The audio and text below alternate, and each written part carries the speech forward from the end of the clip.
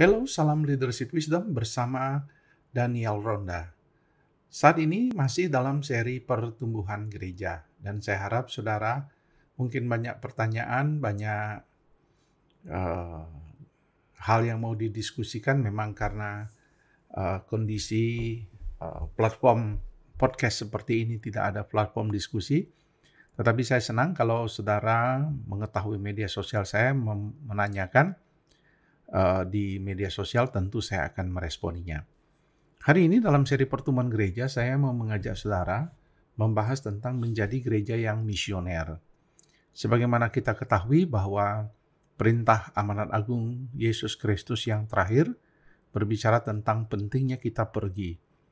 Matius 28 ayat 18-20. Gereja harus mengadopsi perintah agung ini, amanat agung ini sebagai sesuatu yang merupakan inti, hakikat daripada gereja, DNA daripada gereja itu, yaitu mengabarkan, memberitakan Injil, dan menjadi gereja yang misioner. Nah, sering kita mendengar kata gereja yang misioner. Apa maksud menjadi gereja yang misioner? Tentu ketika kita bicara tentang gereja yang misioner, kita harus tahu panggilan kita. Tentu hakikat gereja adalah untuk memenuhi amanat agung Yesus Kristus. Tetapi Tuhan memberikan jemaat-jemaat lokal itu secara spesifik panggilan. Dan panggilan itu harus jelas.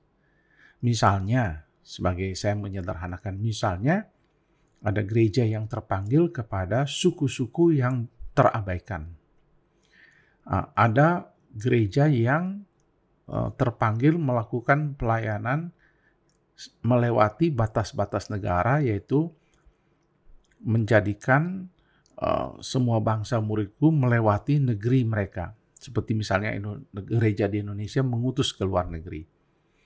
Ada juga yang berfokus kepada mungkin tenaga kerja di luar negeri yang begitu banyak. Atau gereja yang misioner adalah gereja yang juga bukan hanya menjadi pengutus yang jauh, tetapi gereja misioner di mana dia juga menjadi gereja yang menjangkau komunitas dekatnya dan menjadikan jemaatnya memiliki komitmen untuk menjangkau komunitas di sekitar mereka. Begitu pula dengan mungkin ada yang terfokus kepada pelayanan anak, pelayanan pemuda, dan sebagainya. Apapun yang Tuhan taruh di hati, panggilan itu harus jelas. Bahwa gereja terpanggil untuk melakukan secara khusus apa yang Tuhan taruh untuk kita menjangkau, untuk kita jangkau. Nah, tetapi yang jelas bahwa gereja tidak boleh hanya berfokus pada kegiatan internal, kegiatan-kegiatan yang bersifat pemuridan saja, internal, tetapi jelas dia harus keluar dari tembok gereja. Dan itulah gereja yang misioner. Nah, tentu menjadi gereja misioner tidak sekedar slogan, tetapi juga akan dituangkan dalam visi dan misi gereja, dituangkan di dalam seluruh aspek kehidupan gereja, sehingga baik daya, tenaga, waktu, dan dana semuanya diarahkan untuk mencari, menjangkau jiwa-jiwa yang terhilang. Nah, bagaimana menjadikan jemaat kita itu jemaat yang mindset tentang misi itu menjadi kuat?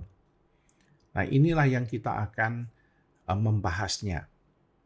Bagaimana gereja itu bertumbuh menjadi gereja yang misioner, gereja yang kemudian mengutus, membuka ladang baru, mencari jiwa, dan mendukung pelayanan di ladang-ladang baru itu dengan misionari yang kita utus. Yang pertama, tentu ketika kita menjadikan gereja misioner, maka kita harus ketika kita mengadakan kebaktian doa, maka doa kita atau gerakan ibadah doa kita harus memiliki pokok-pokok doa yang bersifat misi. Jadi ketika kita melakukan ibadah doa misalnya pada hari Rabu, entah ada yang membuatnya Selasa, apapun juga di tengah minggu, maka saudara sudah harus menitipkan pokok-pokok doa misi. Misalnya suku-suku, misalnya apa saja yang berhubungan dengan pekabaran Injil, kita masukkan dalam pokok-pokok doa itu. Nah, bukan hanya di dalam ibadah-ibadah doa, tetapi juga mungkin di ibadah-ibadah kategorial. Ketika kita berdoa, kita memasukkan pokok-pokok doa misi.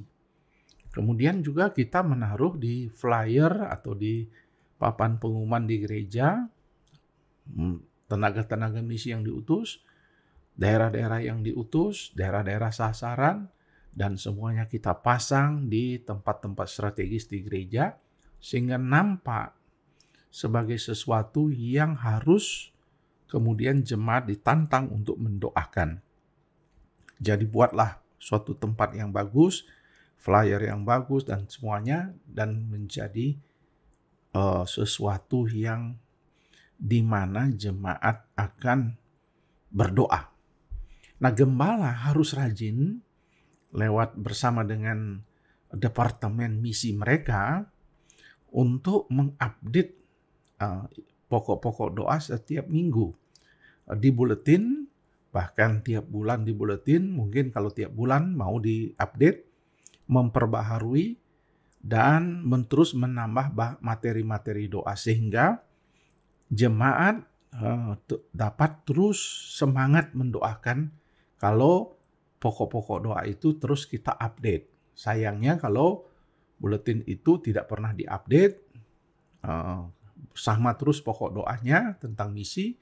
Misalnya kita berkata suku A, tiap hari, tiap minggu sepanjang tahun kita sebut doa itu, tetapi kita harus tambah misalnya, bahwa suku A itu apa kebutuhannya, suku A itu apa yang terjadi, bagaimana kita mengutusnya, bagaimana perkembangannya. Jadi itu lebih menarik.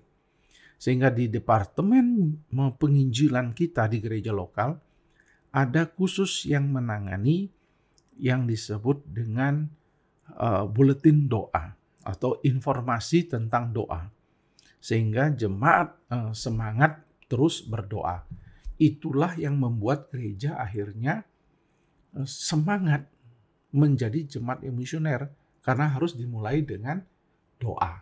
Jadi bukan hanya berdoa secara rutin, tetapi menjadikan ibadah doa itu menjadi sesuatu yang menarik, karena ada buletin, update doa, berita-berita doa yang terbaru, yang menarik, sehingga mereka mau mendedikasikan diri mereka berdoa dan mendukung pelayanan ini dalam doa. Jadi itulah yang dimaksud dengan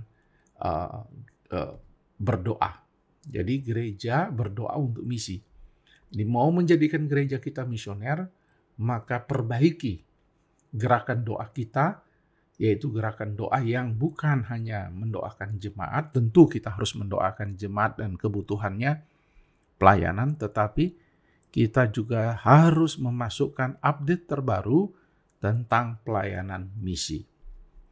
Yang kedua, pentingnya kita juga supaya jemaat kita menjadi misioner, ada berita-berita atau khotbah kita berfokus kepada misi. Nah, misalnya di gereja kami ada bulan Agustus, sepanjang bulan itu bicara tentang misi. Bagaimana gerakan misi, dan kalau bisa ada tambahan seminar pemuridan tentang misi dan ada pelatihan tentang misi. Tetapi yang paling penting di dasarnya itu adalah khotbah-khotbah tentang misi. Implikasi-implikasi tentang misi disebut. Ada satu gereja yang menjadikan tiap bulan salah satu bulannya berbicara tentang misi. Dan memang tidak mudah, tetapi menitipkan misalnya hal-hal yang berhubungan dengan misi. Jadi jemaat akhirnya tergerak oleh doa, oleh khotbah-khotbah yang berbicara tentang misi. Misalnya juga bagaimana sejarah perjalanan umat Tuhan, bagaimana sejarah perlayanan misi, dan seterusnya. Jadi khotbah-khotbah misi itu sangat penting sekali Bapak Ibu. Sangat penting di dalam menjadikan jemaat kita jemaat yang misioner. Kemudian yang ketiga, supaya jemaat kita menjadi misioner adalah gereja yang berfokus pada penginjilan.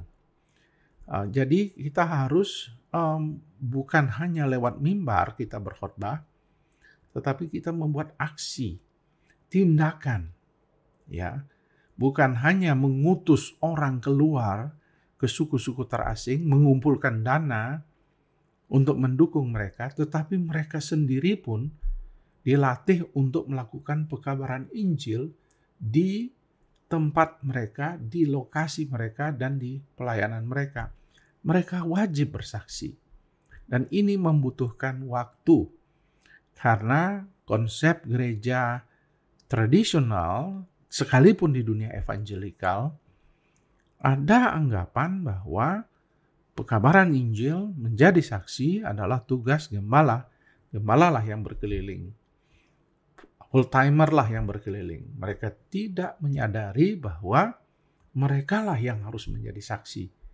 Mereka lah yang harus menjangkau. Mereka akan sangat efektif jika menjangkau.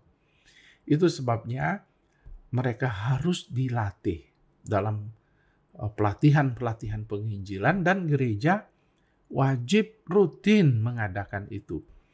Memang seminar penginjilan tidak banyak orang tertarik. Seminar pelatihan-pelatihan ini tidak banyak, tetapi sedikit apapun orang, kita harus mulai. Kita harus melakukan gerakan. Misalnya yang hadir jemaat kita mungkin 150, tetapi waktu diundang pelatihan penginjilan yang datang tidak lebih dari 10. Seriuslah tangani itu. Memang tidak semua orang tertarik. Kalau ada seminar konseling atau seminar rumah tangga tentang bagaimana menjadi orang yang lebih baik, tentu itu banyak yang hadir. Tetapi kalau kita bicara tentang pekabaran Injil memang agak berat. Tetapi kita tidak membutuhkan orang banyak, tetapi ketika orang-orang yang sedikit ini termotivasi, digerakkan oleh Tuhan, Roh Kudus menggerakkan mereka, mereka akan mengajak orang dan akhirnya terjadi pelipat gandaan dalam pelatihan-pelatihan itu. Di sini peran gembala sebagai pemimpin adalah memastikan bahwa jemaat mereka, ketika mereka dilatih, mereka mendapatkan kurikulum yang bagus, persiapan yang mantap, acara yang bagus, sehingga itu akan menjadi cerita. Tapi kalau lihat jumlahnya sedikit, lalu gembala kurang persiapan, pembicaranya disiapkan asal-asalan, akhirnya gereja kehilangan momentum untuk melatih mereka. Apalagi kemudian pelatihan itu kehilangan semangat, ya, tidak dibuat seasalnya, dibuat sebagus mungkin. Nah, itulah yang harus kita buat. Semakin rutin kita melakukan, mungkin tiap 3 bulan ada pelatihan, semakin disiapkan dengan baik, maka itu akan menjadi mobilitas kegerakan yang lebih besar lagi. Jadi, kita harus memulai gereja yang misioner itu dengan jelas apa yang Tuhan taruh di hati. Kita menaruh itu dalam visi misi, tujuan dan strategi, jelas prioritasnya, lalu baru kita membangun gereja yang berdoa, gereja yang firman kebenaran itu disampaikan, berbicara tentang misi, dan gereja yang melatih jemaatnya untuk melakukan penginjilan dan bukan hanya sekedar mengutus orang lain untuk pergi ke ladang Tuhan.